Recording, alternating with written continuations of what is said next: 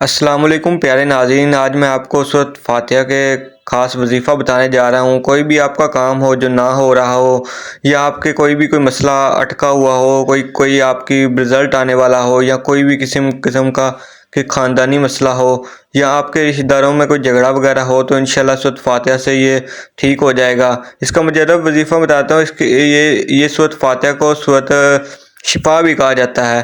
یہ شفا کے لیے بھی بہت مقبول ہے کہ اس سے شفا بھی مل جاتی ہے۔ کوئی بھی آپ کے گھر مریض ہو جو کہ کافی دیر سے بیمار ہو، تو آپ کو چاہیے کہ اس کے لیے بھی یہ پڑھی جائے۔ اس کو پڑھنے کا طریقہ یہ ہے کہ آپ نے ہر نماز کے بعد سورۃ فاتحہ کو پڑھنا ہے اور اپنے مریض پر دم کرنا ہے۔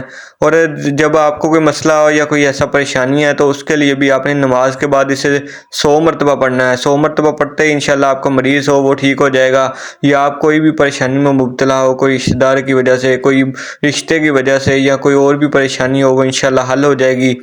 آپ نے اس وظیفے کو بغور کرنا ہے، اور اللہ پر کامل یقین رکھنا ہے کہ انشاءاللہ آپ کو جو آپ چاہتے ہیں وہ آپ کو مل جائے گا۔ اور اللہ پر بھروسہ جب رکھا جاتا ہے تو سورۃ فاتحہ سے انشاءاللہ آپ کو وہ مل جائے گا۔ ویڈیو اچھی لگی ہے دوستو، ویڈیو کو لائک کر دیں اور چینل کو سبسکرائب کر دیں۔